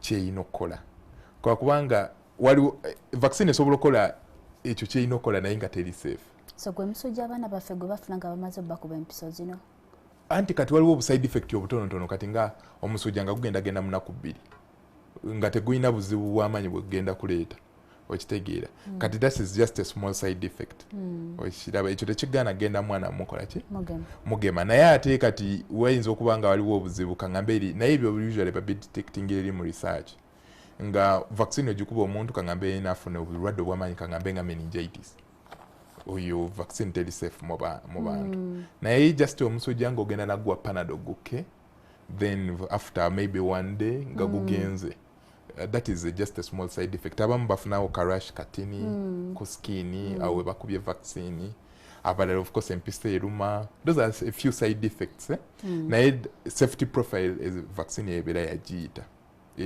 zibeera zirina okubeera safe ate nga quantity gye bataddemu eri enough to mount a defense mu muntu oyo gwe bagikoleza eki gwe bagiwadde kyova olaba abantu tukubiriza abantu okugenda okwegemesa mwezi endwadde zetusobola okugema naye sente endwadde zonna tuzigema kwakubanga nabuno obuwuka bugezi obuwuka bukyuka kati nga malaria okola vaccine wano ne kakyuka ne kafuuka kiri ate kati nga vaccine eno gye wakoze tekyakola okiraba ate ne kakyuka ne kafuuka kiri okiraba kyova olaba nti endwadde zonna tetukola ki tetuzigema era tugema ezo ezitakyukakyuka nnyo nga hepatitis B nga we yali luli era wagenda okubeera mu biseera by'omu maaso. Alright, batukomawo njagala ntegeere lwaki nandibadde neegemesa nga ngenda kutambula kuba mba mmanyi oba oli abwe mba ndi muto bangema nemba nga ndi bulungi nnyo so why would I never ngenda kutambula ennaku ziri 2 zokka then male nkome ewaka tugenda kumulamu ate bwe tuddaze eddakiika 3 esembayo nga bwe ntera obagamba bwe kigenda okubeera nti oyinza okufuna omukisa mu maaso awo tukubire kusimu buuza Dr. Kingi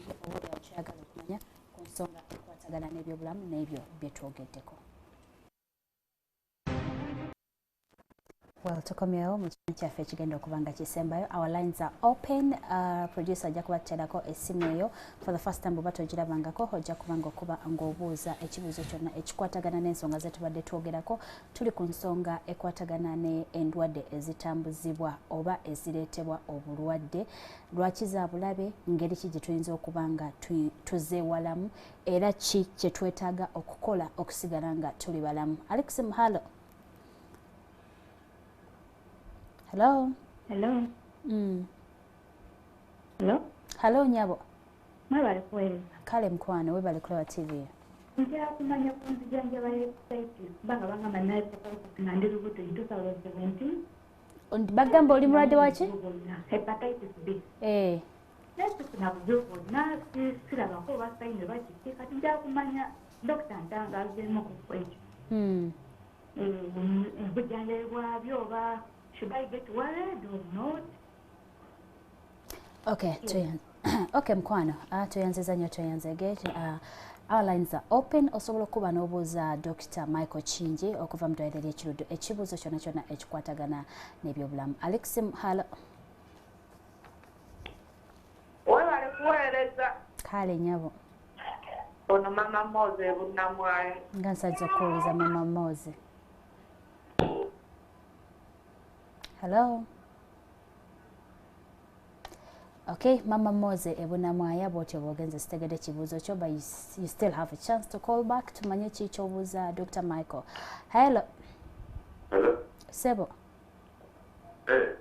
Papa TV. Yes, Sebo. Bate makimu kwa studio bali doctor. Naye kendeza ku ddoboozi lya TV.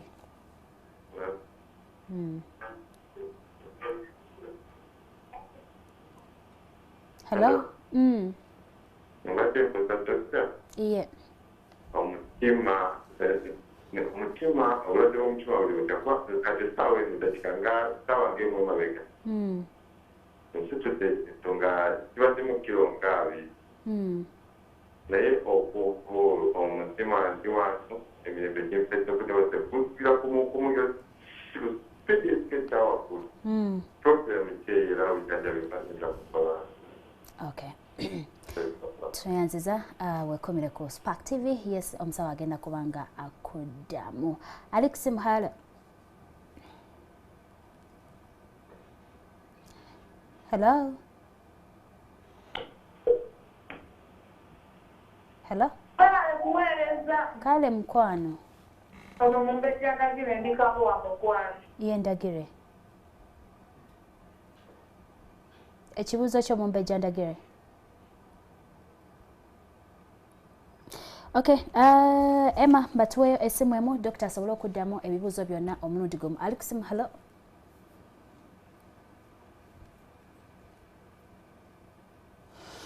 Alright, katusooke Dr. addemu ebibuuzo. Ekisooka oli omukyala nga akyali lubuto ne bamugamba nti bamukebera ne bamusanga ne hepatitis B. So the question is, ayina ensonga y'okubeera worried kuba talina kyawulira apparently. Kituufu era abantu bangi abalina obulwadde bwa hepatitis naddala B babeera tebalina kye bawulira okumala ekiseera kiwanvu, naye tekitegeeza nti hepatitis B akoze ki? Awonye. Bwo obulwadde bwennyini tebuwona, era nga we twagambye hepatitis B virus era tukozesa antiviral okubukakkanya, naye si nti abalwadde bonna beetaaga ki? Beetaaga obujjanjabi. Naye ekibeera kya mugaso nnyo ogamba oyo omukyala n'alaba omusawo. Kwakubanga abalina chronic hepatitis B tubeera tulina obbagoberera monitoring okumala ekiseera. Sajja ti mu kiseera bwe beetagira obujjanjabi tukola ki? Tusobola obbajjanjabira mu budde.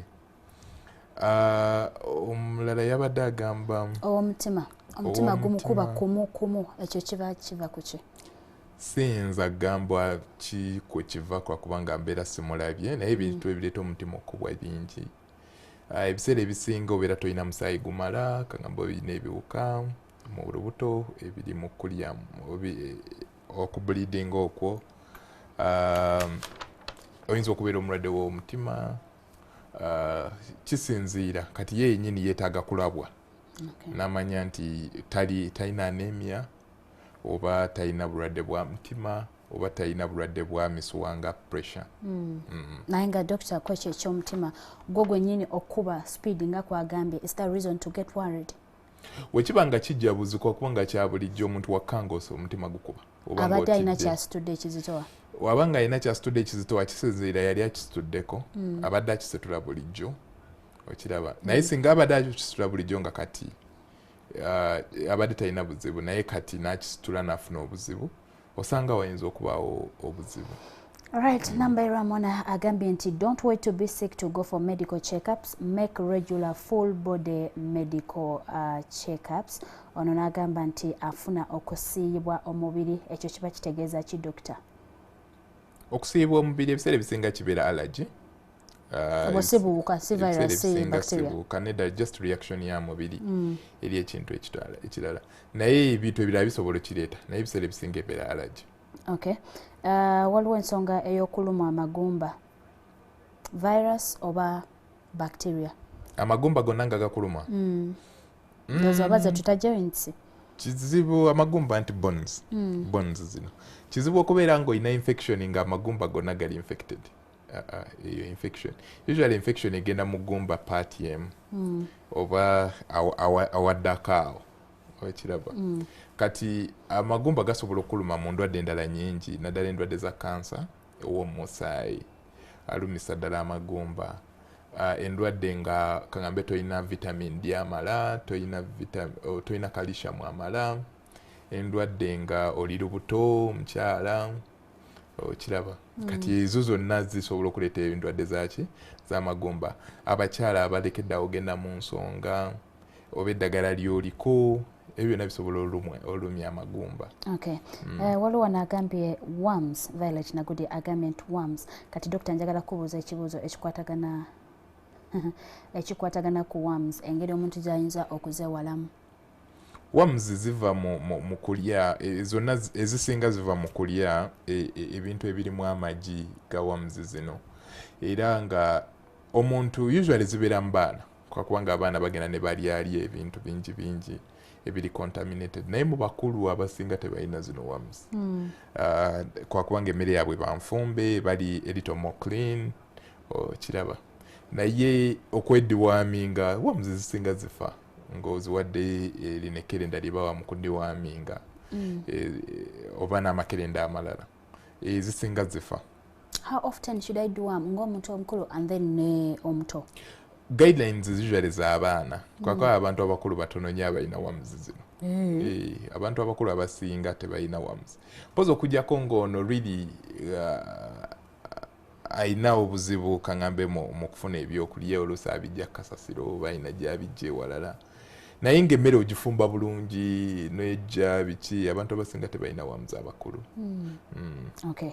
Ono agambye nti dokita ensonga ey'okulumizibwa nyamagumba ennyingo.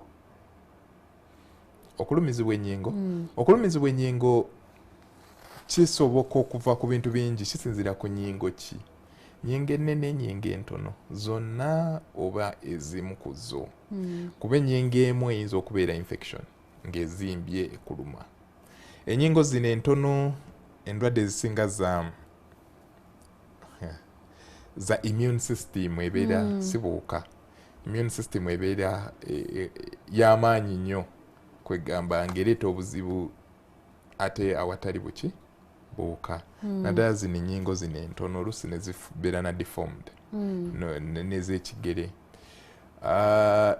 omusujja gusobola okulumisa ennyingo naye ogwo gujja kwakubanga oyina ki oyina omusujja ofuna joint pains ezo kati bingi kwakubanga tagambye ennyingo ki tagambye ennyingo ki ate yennyini abeera ayina kulabwako kulaba ennyingo ezo zagamba ezimuluma zizimbye tezizimbye zitambula zenkana ki kwakubanga ennyingo joints we watambula kyenkana ki kyetuyita range of motion endwadde endala yennyini zennyini zayina ayina sukaali ayina pressure okiraba endwadde z'ensigo ebyo byonna bya mugaso.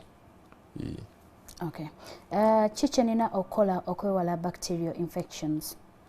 Kizibu okuzeewala naye okwegemesa ekyekimu waliwo bacteria ezimu zetugema nga ezireeta pneumonia ezo bazigema naddala mu baana abato netugema bacteria nga ezireeta nga tetanus nayo bacteria ereeta kapoison aka kaleeta tetanus bagema ebintu bingi kati zino bacterial infections kubeera muyonjo actually your prevention saagyogeddeko kuba vaccine weeri amaanyi naye waliwo ate esingako kwakanga we nagambye wetuba nga tukopa abantu b'e Bulaaya tuyina sente zissa mu ku improving housing eradicating poverty okugyawo obwavu abantu ne bazimba ennyumba ezeegasa ng'awantu we bazizimbye tewagendawo mazzi nga mu swamps food security abantu okubeera n'emmere nga bamanyi engeri gye bagikwatamu ne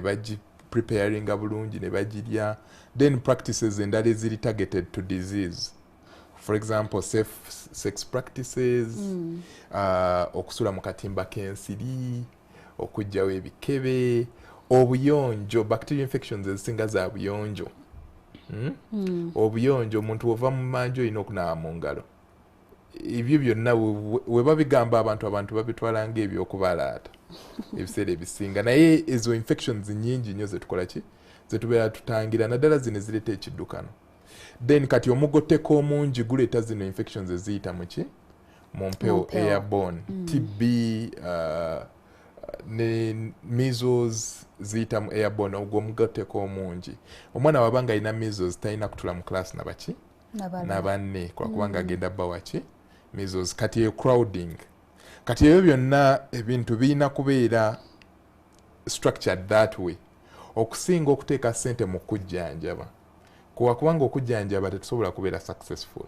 Endwadde zino nyingi kati tujja tugekiseera nga newe tuzimba eddwaliro mu buli municipality lijja kujjula kubanga abantu bangi kyovula nti eddwaliro babeera bakalisawo abantu ne bafuuka bangi okiraba kubanga infections eri wansi abantu bakyali baavu, housing si nnungi, food security tebalina mmere okiraba. Okay. Byetwogedde bingi byetuyisizaamu bingi nnyo. Ngenda kubuuza oba kye nandikusabye ezandibadde nga guidelines omuntu okusobola okwekuuma nga mulamu olw'ensonga nti nga bw'ogambye infection eyinza okubeera bweti ate nereeta ekirwadde kino nereeta ekirala. So guidelines omuntu zalina okwekuumiramu okwewala ebyo byonna n'akabi akajja nabyo. Guidelines ezisinga weeziri era ziri developed by ministry. Naye zisinga ziri ku bulwadde bwennyini nga we bagamba malaria, sula mu katimba k'ensiri, galawa amadinisa, zijjawo ebikebe, sawa bush, all those are guidelines to make okugezaako okulaba nti ensiri tezikubeera kumpi ate ozitangira ate n'akatimba ke baleeta kalimu eddagala ensiri kasiteegendako ng'ekola ki ng'efa. Kwegamba ziri targeted ku disease okiraba kati okunaaba engalo okola ki okukuuma obuyonjo ezo zonna ozimanyi. System ez'amazzi okutuukisibwako amazzi amayonjo nakyo kya mugaso kubanga abantu bebanga tebalina amazzi tosobola bagamba nti typhoid ali mu luli oluzzi temugendayo ng'ate lwe luliwo tebalina mazzi gaki gali safe okitegeera kati olina sooka basaako mazzi gali safe n'olyoka oziba luli oluzzi lwe bakola ki lwe bakimamu amazzi kubanga omuntu mu mbeera ze za bulijjo yeetaaga maki yeetaaga amazzi. Kati guidelines ez'omuntu nga ye yennyini ezisinga zirimu abantu ebintu babimanyi okitegeera kubanga ministry ekoze omulimu gw'amaanyi nnyo okubasomesa naye waliwo eyo sekita ezirina okukolera awamu kubanga sekita ereeta amazzi si ya byabulamu, sekita egoba obwavu si ya byabulamu.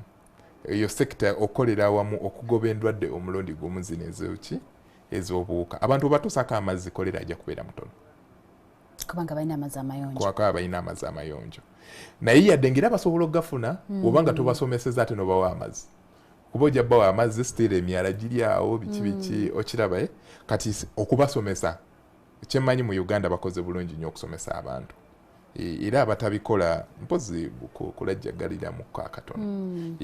Naye kati bwera waliwo ebintu ebirala nti omuntu alina okwekuuma nti mulamu obanga okolola we nagendako waliwo ibweru eyo gye nagendako nga abantu mbalaba bambadde masks babeera nabo ku nnyindo we batiikiwo mu bifo ebimu.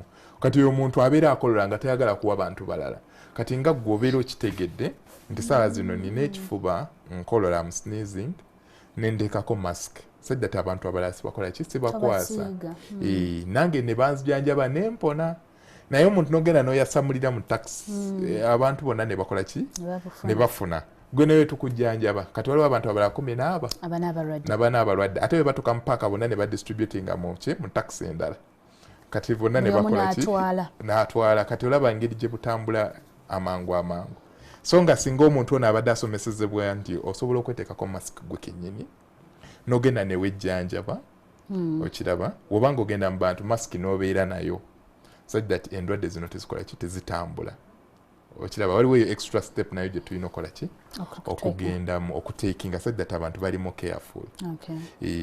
Okulwanyisa zino endwadde si kyangu era kyetaaga sente nyingi naye ate sente nyingi oziteekamu wano ng'oteekawo systems later ogenda okulaba nga ate sente zoteekamu ntono kubanga sente z'ogula eddagala ziba ntono n'abalwadde abagenda mu malwaliro babeera batonoko systems we ziba nga weeziri naye ate wobanga system emu togiyina n'ofuna ate obuzibu ogenda okulaba nga abalwadde sente oziteeka zonna mu malwaliro ogula ddagala Okay. Waliwo Nambale Ramona agambye nti proper hygiene both personal and environment is critical. Batenga Farida agambye nti Dr. yogerako ku Waterguard.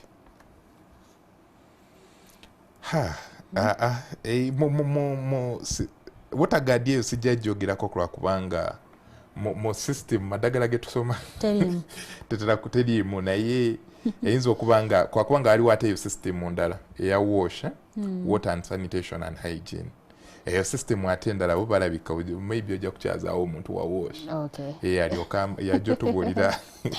Well, Batenga Farida, Dr. Michael Omulidi ateeka okuba nti he's not comfortable to talk about Waterguard kubanga ejja kubeera system ndala. You don't know what will come out of that. If you have flu, if cough here in Germany, you don't work until or interact with others until it goes.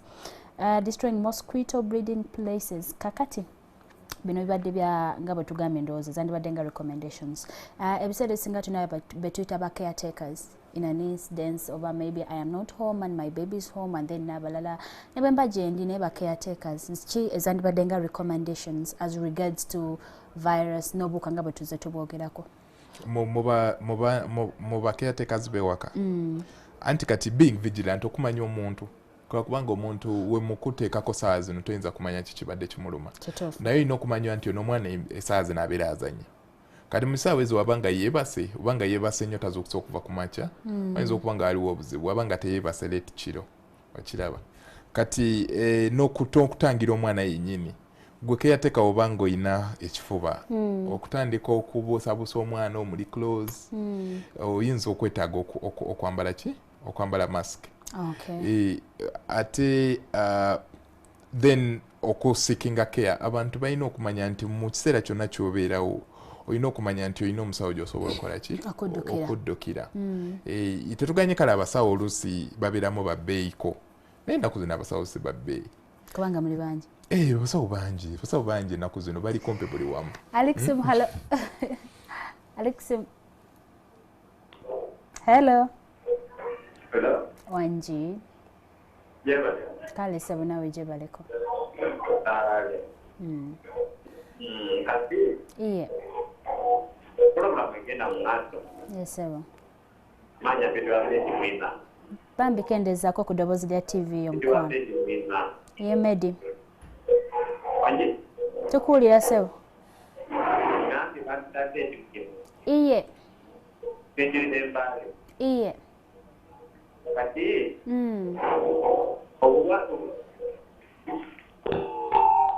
Oh no. Yes, mukwano gwaffe Ali Mbale, you still have a chance to chinayo eddakiika oyinza okuddamu n'otukubira kubanga ekibuuzo tekikifunye ate ekirala bw'okuba bambi kendeezaako eddoboozi lya TV yo tusobole okuwulira naawe otuwulire twewale feedback. Alex. Hello.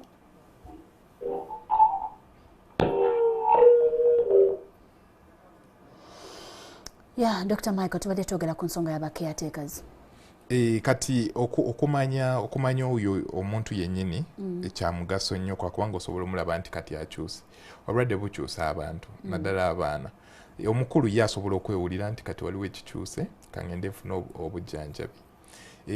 Kati then okumanya public good for public good okutakinga responsibility gwe ng'omuntu waliwo responsibility ezimu nga zaffe ng'abantu then responsibilities endala za government yo nga ekuŋŋaanya omusolo okuwa services. Kati responsibilities zo gwe ng'omuntu gwe okumanya nti saa zino nina ekifuba nina TB nina gundi saagala kola ki kugira obanga olina ekiddukano togenda n'oddukana eri kumpi n'oluzzi okitegeera ebintu ebyo edda nawulira nti byakubyanga abantu emiggo okiraba naye ennaku zino simanyi oba bakyabakuba emiggo tolina kugenda eri kuddukana ku luzzi kwaka ogenda kuddukana ku luzzi amazzi enkuba etonye gagende mu luzzi then abantu ate bajje bafunemu ki amazzi kuba wokka we basobola okukola ki okujja amazzi kati olaba obulwadde bwe butambula ne butambulira ddala then ekirala ekisinga okuba ekyomugaso okuteeka ssente mu research wa infectious diseases tebazirya research tebalya ssente kuba za mugaso twetaaga ebintu nga birina evidence twetaaga ebintu nga birina evidence. Alex hello. Hello. Namwe Alex Mgwasembayo. Hello. Okay, try kata tugenda kubafuna. I don't know if my lines zeziriko obuzibu obeza mwezezino obuzibu naye ndoza mwaba kuba nemleka ko TV za banange mwagala okwewulira. It is good naye tetugenda kuwulira nawe tugenda tuwulira feedback egenda tutataganye no mu studio ate nawe tumalirize nga nze nawe tetufunyemo ate ngoba nekibuzo kyo nga wandiagadde doctor akuddemu naye ajja kubanga tasobola kuddamu olwekyo tubadde twogera ku research doctor. Twetaaga okwongeza ssente mu research kwa kubanga ideally omuntu omu we musanga nga alina typhoid kyandibadde kya mugaso ssente zandibadde weeziri nengenda mu eyo community gyava nendaba abantu bameka so that obulwadde buno tusobola obukola ki okubujjawo naye we tunaabalinda buli muntu n'agenda ng'afuna typhoid asobola okuba ebituli mu byenda nakubiramu ddala ebituli ne twetaaga omukola ki omulongoosa omuntu ate kosi zogenda mu theatre ate otaddeyo otaddeyo oli treatment yabanga panvu jukira mu kiseera kino omwana takola ate the surgery the disease is so much wabanadanga kubye ebituli mu byenda osobola chance y'okufa ebeera ya wagguluko okiraba kati you're losing people ate bano bandibadde bakuwaki bandibadde bakuwa emisolo they are the workforce of the country okiraba kati okuteeka ssente mu research kya mugaso waliwo neeyo gundi gye wa highlight nze nti Germany omuntu wabanga alina ekifuba tagenda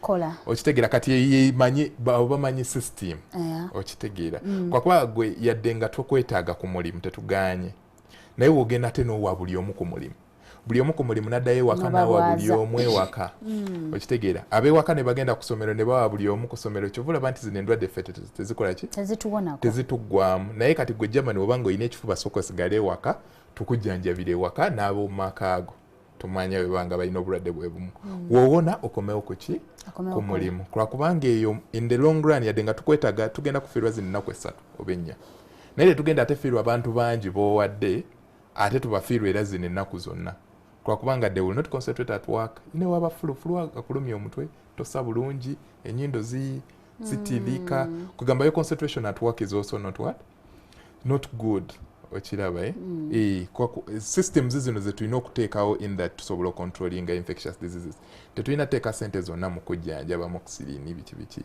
kale tubyetaaga nabyo naye twetaaga ne systems zino ez'amaanyi okusobola okutangira zino endwadde. Alright, Farida Batenga agambye doctor nze bwendwawo okulya I get acute pain ku my left side mu mbiriizi era nenfuna n'okwebajjagala. Doctor, what could be the problem? Bwalwawo kulya afuna pain ku left side embiriizi ziba zimuluma n'afuna n'okwebajjagala ekyo kiba ki? Okwebajjagala ayinza okubeera gas epain kisobola okubeera ulcers naye yetaago ulcers zisobola okuleetebwa akawuka ke bagamba bakebedde mu musaayi nga alina ulcers yadde ngeyo test si nnungi nnyo si test nnungi nnyo actually ulcers zennyini ng'abantu nga bwe tulina ozikola balina okukola okuteeka mu kamera okulaba nti ulcer weeri that is the test they do. So that's why you're saying si nnungi kubanga bakuteka mu camera? No, the test they do eno abantu gye bamanyi bankebedde omusaayi ne basanga nga nina ulcers eyo test si nnungi kubanga teraga nti oba olina ulcers eraga just nti akawuka kaalimuko bayinza n'okubanga bakajjanjabanga kafadda just eraga bulezi nti akawuka kaalimuko. Test esinga yakuteeka mu kamera gye tuyita endoscopy ne balaba nti ulcers weeziri naye osobola okubeera n'akakawuka yadde nga ulcers tezinnajja naye test esinga ey'akawuka yakukebera either bubi bwo doctor agenda n'asaba obubi bwonna obutwala mu lab ne bakebera nti akawuka mwekali alogwe mayigo bawa akacupa bakukebere n'akacupa kakyali mu nsawo n'okusooka kati kulwaki abuwaayo kwakubanga ye sample esinga naye omusaayi si nnungi for that test okitegeera kuba n'omuntu gwe wajjanjaba n'awona eyo test esobola okubeera positive ne baddamu ate ne bajjanjaba bakuwa eddagala lyoteetaaga kati ebiseera ebisinga zisobola okubeera abantu ze bayita ki zebayita ulcers naye yetaaga okukola eri test endoscopy okumanya yetaaga okusooka okulaba omusawo kyekisookerwako omusawo n'asalawo bayetaaga endoscopy bategiyetaaga. Dr. Michael, tusigaza eddakiika ziringa 2. What would be the take home byonna byetwogeddeko? Take home message eri nti buli abantu fena tulina responsibility mu infectious disease. Tulina okuma obuyonjo butiribiri.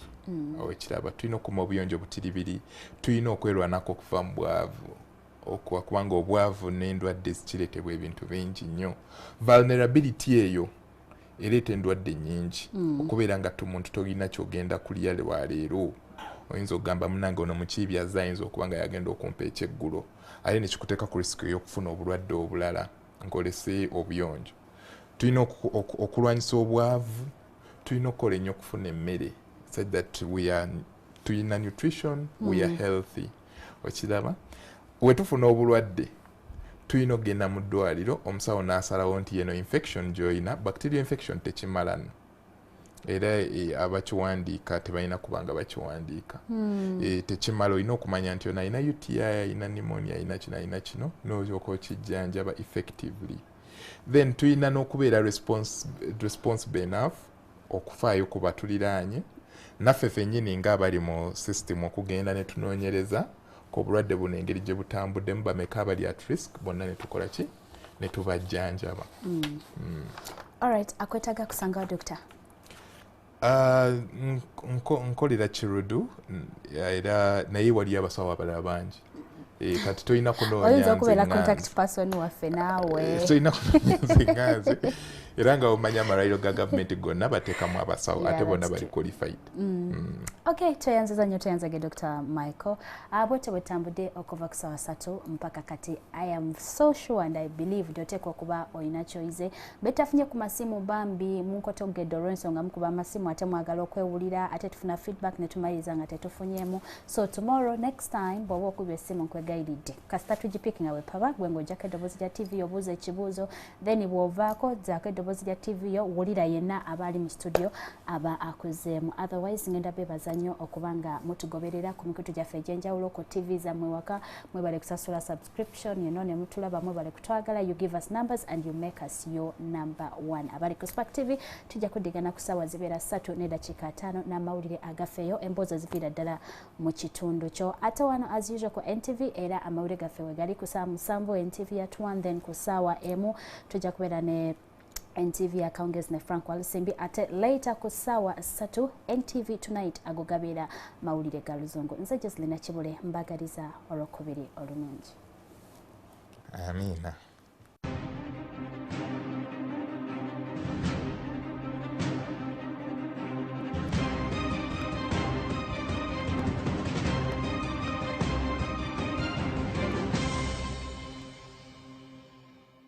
Absorbent particles, extra dryness layer suitable for sensitive skin. Find it at any supermarket or pharmacy near you. Digos Diapers, Uganda's #1 brand of adult diapers and pants. Zalira mu ddwaliro era omusawo omukugu ajja kukuyambako okuzaala obulungi nga tosiize mwana wo kawuka kano akaleeta mukenenya. Obulamu bukutuusibwako ekitongole ky'ebyobulamu nga bawagiddwa USAID. You are strength. You are confidence. You are radiant. Look good, feel great.